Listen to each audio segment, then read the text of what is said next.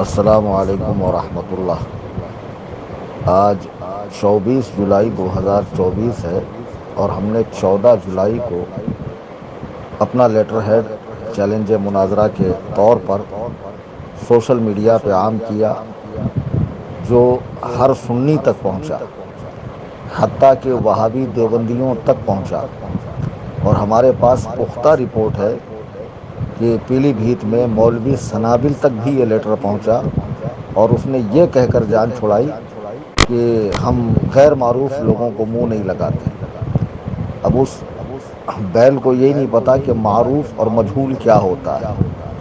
الحمدللہ جتنا اس کو، اس کے بھائیوں کو، اس کے باپ کو پوری دنیا میں لوگ نہیں جانتے ہوں گے، ان سبوں سے زیادہ اللہ نے مجھے شہرت دی ہے، جس کا جیتا جاگتا ثبوت یہ ہے کہ میرا یہ واٹس اپ چینل سنی جمعیت الاحناف، جس کو بنے ہوئے چند ماہ ہوئے ہیں، اور ان چند ماہ کے اندر ہی اس کے 60,000 فالوورز ہو گئے۔ خیر، یہ ان سبھوں کے لیے گلے کا پھندا ہے، موت ہے۔ یہ مر جائیں گے لیکن مناظرے میں نہیں آئیں گے۔ اب یہ کیا ٹچی حرکتیں کر رہے ہیں؟ یہ اس طرح کی باتیں اڑا رہے ہیں کہ مفتی کلیم حنفی نے اپنی بہن وہابیوں کے یہاں بہائی ہے، وہابیوں کے یہاں شادی کی ہے، اور خود نکاح مفتی کلیم نے پڑھایا ہے، صوفی کلیم حنفی نے پڑھایا ہے۔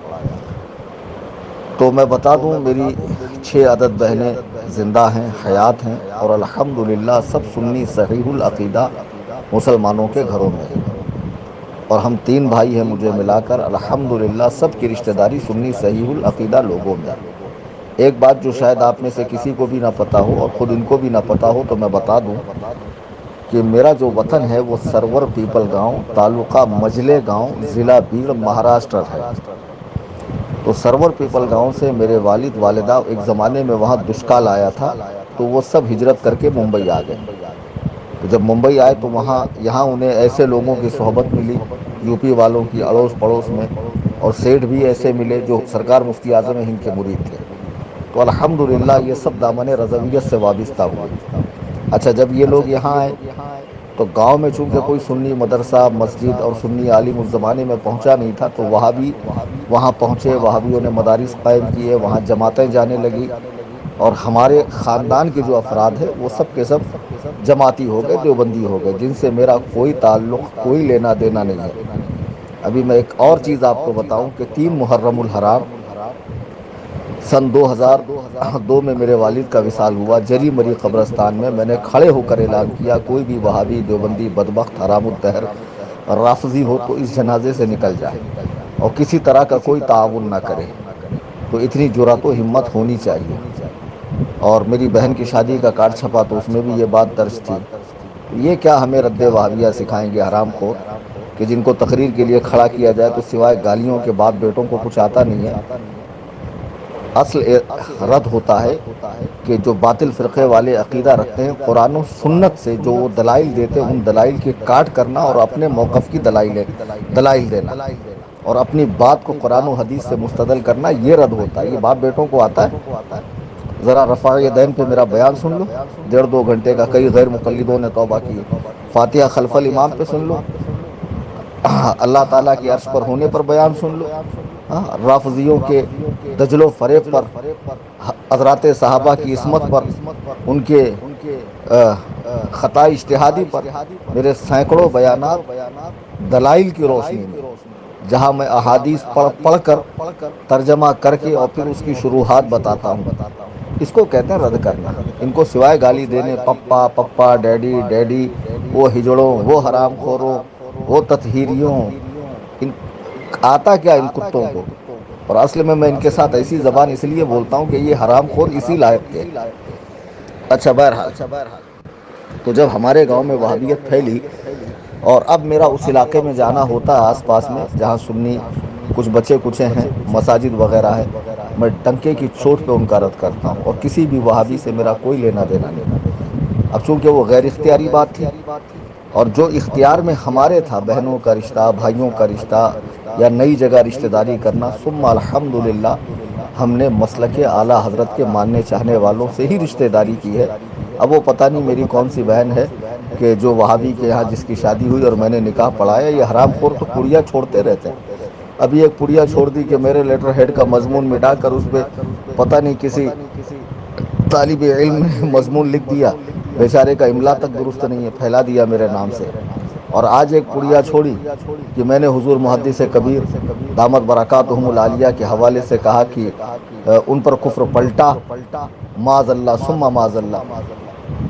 ایک سلیم نامی خبیث ہے جس کی بہت طبیعت سے کٹائی ہوئی تھی اور ابھی جیل میں بند ہے خبیث، یا چھوٹ گیا پتہ نہیں، وہ مردود ممبئی چھوڑ کر بھاگا، کئی لوگوں کا پیسہ باقی ہے۔ تو اس خبیث نے مجھے تقریباً 12 سال پہلے فون لگایا تھا جب یہ معاملہ بالکل تازہ تازہ تھا، تو اس نے حضور محدث کبیر دامت برکاتہم کی شان میں بڑی شدید گستاخیاں کی تھی، تو میں نے اس کی اور اس کے اہل خانہ کی تکفیر کی۔ پھر میں نے رجوع کیا تو بعض حساس علماء نے بتایا کہ اس میں حکم تکفیر نہیں ہوتا ہے۔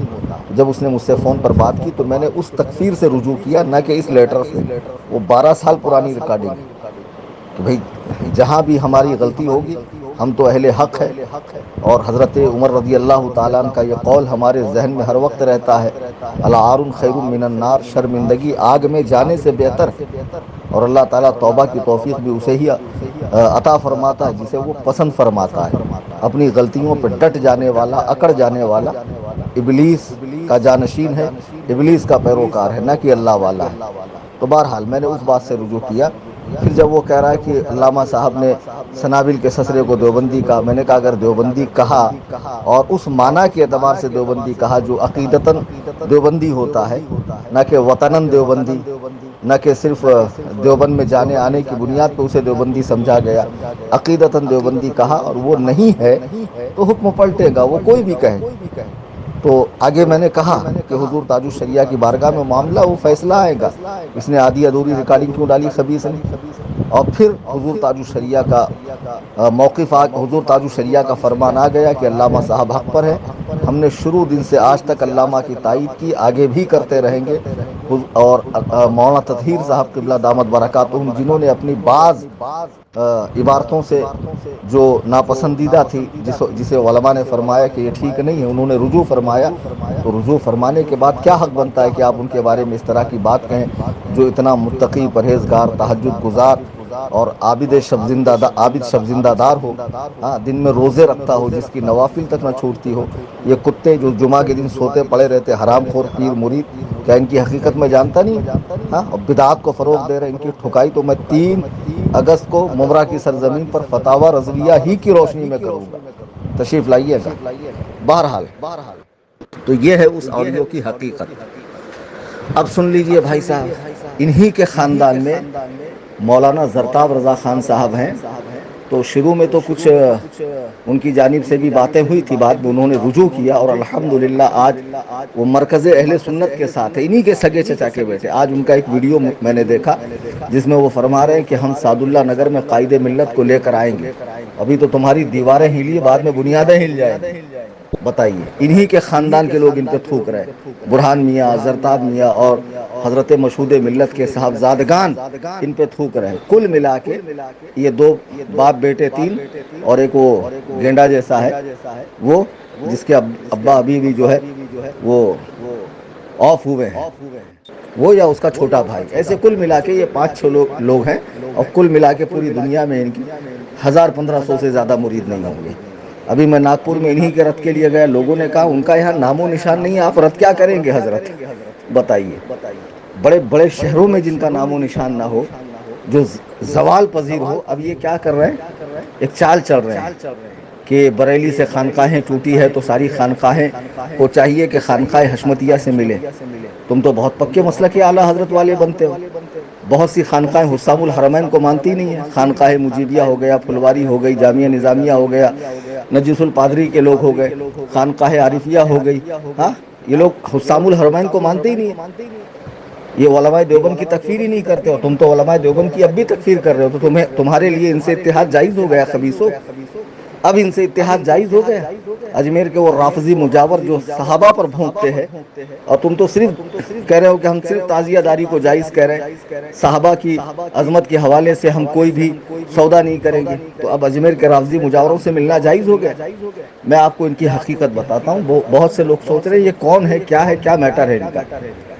ایک ہے پیلی بھیت کے اندر حضرت علامہ حشمت علی خان رحمۃ اللہ علیہ، جو پہلے دیوبندیوں کے مدرسے میں پڑھتے تھے، مولوی تھانوی کے شاگرد تھے۔ اعلیٰ حضرت امام اہل سنت کی انہوں نے کتاب پڑھی، متاثر ہوئے، اعلیٰ حضرت کی بارگاہ میں گئے اور تمام علوم و فنون سے فراغت پائی، اور اعلیٰ حضرت کے فرمان ہی پر مناظرے کی شروعات کی، اور ہر مناظرے میں فاتح رہے، جن کو اعلیٰ حضرت نے اپنا روحانی بیٹا کہا، جن کو ابو الفتح شیر سنت علامہ حشمت علی خان علیہ الرحمت والرضوان اور مظہر اعلیٰ حضرت بھی کہا جاتا ہے۔ وہ پوری زندگی سرکار اعلیٰ حضرت کی تعلیمات کو عام کرتے رہے۔ ان کے بڑے صاحبزادے حضور مشاہد ملت بھی اسی مشن پہ رہے، ان کے چھوٹے بھائی حضور مشہود ملت وہ بھی اسی مشن پر رہے، اور ان دونوں بھائیوں کے صاحبزادگان آج بھی بریلی کے ساتھ ہیں۔ یہ لوگ بھی بریلی کے ساتھ تھے، یہ جن کو کہا جاتا ہے شیر ہندوستان، ہے نا، اور ان کے بیٹے یہ بھی۔ میں 6-7 سال پہلے کے ان کے پوسٹر دکھاتا ہوں، جب یہ اپنے پوسٹر میں لکھتے تھے سنیوں کا مرکز بریلی شریف، ہمارے امیر تاج الشریعہ۔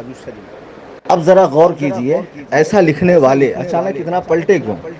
اصل میں یہ لوگ وہابیوں کے رد کے لیے مشہور تھے، لیکن رد کرتے کرتے انہوں نے دعوت اسلامی سنیت سے باہر، سنی دعوت اسلامی سنیت سے باہر، فلانا سنیت سے باہر، ڈھمکا سنیت سے باہر، علماء کے برداشت کرنے کی حد پار کر گئی تھی، اور علماء چاہ رہے تھے کہ حضور تاج الشریعہ کی حیات میں ہی کوئی مسئلہ حل ہو جائے، اور الحمدللہ میرے مرشد نے اپنی زندگی میں ان خبیثوں کو مرکز سے نکال کر پھینک دیا۔ بہت اچھا ہوا، اگر حضور تاج الشریعہ ان پر حکم نہ لگاتے تو آج یہ جیسے فتاوی رضویہ کی آڑ لے کر گمراہ کر رہے ہیں، تاج الشریعہ کا نام لے کر لوگوں کو گمراہ کرتے، مگر مرشد کریم کی نگاہ ولایت نے دیکھ لیا تھا آگے چل کے فتنہ پھیلے گا۔ اچھا ان سے کہو ادریس بھیا کی عمر ہے 75-80، سنابل کی ہے 50-52-55 جو بھی ہوں گی، وہ جو رومال باندھتا ہے نا زعفرانی رنگ کا، تو کیوں باندھتا ہے ذرا پوچھنا؟ گومڑا نکلا ہوا اتنا بڑا سر پہ، اس کے تعزیہ بنا ہوا پیدائشی، وہ سنابل شمائل۔ انہوں نے اسی سال سے ڈھول کو کیوں جائز کہا کہ بطور اعلان وہ جائز ہے، رخصت ہے؟ اسی سال سے کیوں کہا؟ اب تک انہوں نے عالمگیری دیکھی نہیں تھی، ہاں؟ اور تعزیہ داری کو اب جائز، انہوں نے تو جائز کہہ دیا، لیکن اب ان کے مریدین آگے بڑھ کے پھول، ہار، مالا، دھونی، چڑھاوے۔ اب ظاہر سی بات ہے کہ کوئی چیز اگر عوام کے ہاتھ میں چلی جائے، ہاں، جسے شروع کیا گیا اچھے کام کے لیے اور عوام کے ہاتھ میں دے دیا جائے، تو عوام اس میں غلو کرتی ہے، اور اس حد تک پہنچ جاتی ہے کہ بعد میں علماء کی بھی نہیں سنتی ہے۔ تو بہرحال اب تک کیوں جائز نہیں کہہ رہے تھے؟ تو یہ سب بریلی والے تھے، لیکن انہوں نے ہر سنی کا رد اتنا زیادہ کیا، اتنا زیادہ کیا کہ یہ خود ہی رد ہو گئے، یہ خود ہی ردی کے ٹوکری میں چلے گئے۔ پھر ہوا یوں کہ ایک شخصیت ہمارے یہاں ہے حضور محدث کبیر، جو سرکار صدر الشریعہ کے صاحبزادے ہیں، ان کے جانشین ہیں، ان کے علوم کے وارث ہیں، بہت بڑی شخصیت ہے۔ میں تو انہیں حدیث میں مجتہد فی الحدیث سمجھتا ہوں۔ جب وہ حدیث پڑھاتے ہیں اور اس سے مذہب حنفی کی تائید کرتے ہیں مسائل کی، تو طبیعت اشش کر اٹھتی ہے۔ اللہ تعالیٰ نے ایسا قوی حافظہ عطا فرمایا ہے کہ 100 سال کی عمر میں بھی نوجوانوں کا حافظہ اتنا کام نہیں کرے گا جتنا حضور محدث کبیر کا کرتا ہے۔ تو ان کے اور سنابل کے کچھ معاملات تھے، تو حضور تاج الشریعہ نے دونوں کو بلایا۔ اب بھائی جب تم اپنا مرکز مانتے تھے اور امیر مانتے تھے تو چلے جانا چاہیے تھا، تو چور کی داڑھی میں تنکا یہ گئے نہیں، اور جب سارے معاملات دیکھے گئے، سارے ثبوت دیکھے گئے، تو فیصلہ حضور محدث کبیر کے حق میں آیا۔ جیسے ہی فیصلہ محدث کبیر کے حق میں آیا تو جن کو پوسٹر میں لکھا جاتا تھا ہمارے امیر تاج الشریعہ، ہمارا مرکز بریلی شریف، پھر ان کی بولی بدل گئی، ان کی بولی بدل گئی۔ اب ان کے مریدین جہانگیر جیسا خبیث جو پکا تفضیلی ہے، صحابہ پہ بھونکتا ہے، اس کی ویڈیو شیئر کر رہے ہیں جس میں وہ کہہ رہا بریلی معیار حق نہیں، اور آج بھی یہ بریلوی ہونے کا دعویٰ کر رہے ہیں اور ہم سے زیادہ پکا ہونے کا دعویٰ کر رہے ہیں۔ تو خبیثوں پھر ان رافضیوں سے کیوں مل رہے ہو جو بریلی کے دل و جان سے دشمن ہیں اور بریلی کی مرکزیت کو اور اعلیٰ حضرت کی شخصیت کو مانتے ہی نہیں ہیں؟ بہرحال جب فیصلہ ان کے خلاف آیا تو انہوں نے رنگ دکھانا شروع کی، اور اس حد تک چلے گئے کہ جس سے بریلی شریف کا جس پر فتویٰ تھا وہ یہ سب کرنے لگے۔ پہلے ویڈیوگرافی نہیں کرتے تھے، اب ویڈیوگرافی کر رہے ہیں، تعزیہ داری کر رہے ہیں، ڈھول بجا رہے ہیں، مزارات پہ عورتوں کی حاضری کو جائز کہہ رہے ہیں فتاوی رضویہ کی روشنی میں۔ اور پھر حالانکہ ان کو کیا روشنی ملیں گی اندھیرے میں پڑے ہوئے لوگوں کو، روشنی تو انشاءاللہ ان کو میں دوں گا۔ پھر اس طریقے سے بہت سارے مسائل میں یہ الجھ رہے ہیں۔ آگے جا کر آپ میری بات نوٹ کر لینا، لکھ لینا، اگر انہوں نے توبہ نہیں کی اور یہ راہ راست پر نہیں آئے تو مستقل ایک یہ فرقہ بن جائے گا، ایسا فرقہ جو ابن عبد الوہاب نجدی کا تھا، جو اپنے اور اپنے چیلوں کے علاوہ روئے زمین پر کسی کو مسلمان سمجھتا ہی نہیں تھا، یہی حال ان کا ہے۔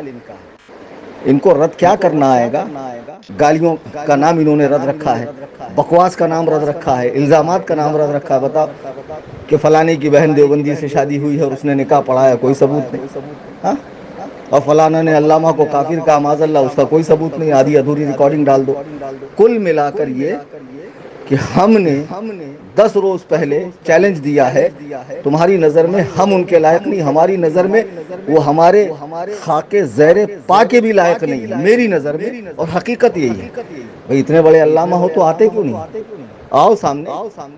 آپ کو تو صرف چیلنج دیا ہے، میرا گھر منظور نہیں ہے، کوئی ہال بک کر لیتا ہوں، بریلی شریف آ جاؤ، میں پیلی بھی شریف آتا ہوں، صاحب سجادہ حضرت زرتاد میاں قبلہ سے عرض کروں گا کہ حضرت آپ جگہ عنایت فرمائیں، انشاءاللہ پیلی بھیت میں انتظام ہوگا۔ لیکن مناظرہ تو کرے گا سنابل شمائل یا ادریس یا وہ مہران یا ان کی طرف سے مقرر کیا ہوا کوئی شخص جو باقاعدہ عالم ہو۔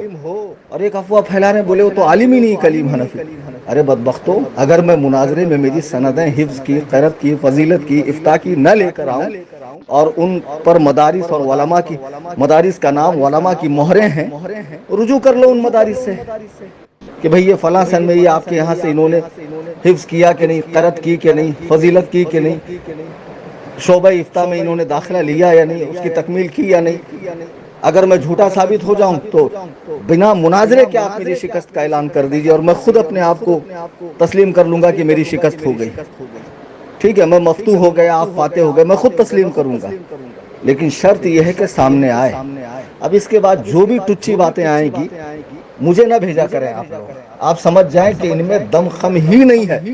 یہ مناظرے کا چیلنج ان کے لیے اتنا بھاری پڑ گیا، اتنا بھاری پڑ گیا کہ یہ ہر سنی تک پہنچا، اور ہر سنی کے دل کی کلی کھل اٹھی، اس کا مشام جاں معطر ہو گیا کہ سبحان اللہ، یہ بدبخت جو اچھلتے کودتے بندروں کی طرح پھاندتے پھرتے تھے، ان کو لگام کسنے کے لیے کوئی آیا۔ تو تم کس حیثیت سے بہت بڑے ہو گئے، جبکہ قرآن کہہ رہا ہے ان اکرمکم عند اللہ اتقاکم، اللہ کے نزدیک بڑا وہی ہے جس کے پاس تقوی ہے۔ تم تو جمعہ کے دن سوتے پڑے رہتے ہو، تم تو عید کی نماز نہیں پڑھتے ہو، تمہارے پیر تو نمازوں کی اہمیت گھٹاتے ہیں معاذ اللہ۔ ارے بھائی صاحب ایمان پر تو نماز ضروری ہے، تم تو صاحب ایمان ہو، پھر نماز کیوں نہیں پڑھتے ہو؟ ایک کو آدمی ان کا نماز نہیں پڑھے گا، نہ پیر پڑھے گا نہ مرید پڑھے گا، ہم نے خود دیکھا ہے۔ بمبئی میں گپ شپ ہانکتے رہتے ہیں، اذان ہو رہی ہے، فلانا سلح کلی، فلانا انا کلی، فلانا شفا کلی، فلانا یہ، فلانا ڈھمکا یہ، کوئی تو ان کے حکم سے بچا نہیں ہے۔ ایسے تو بدبخت ہے یہ، کسی پر اگر حکم فسق کا ہو تو یہ کفر تک لے جاتے ہیں۔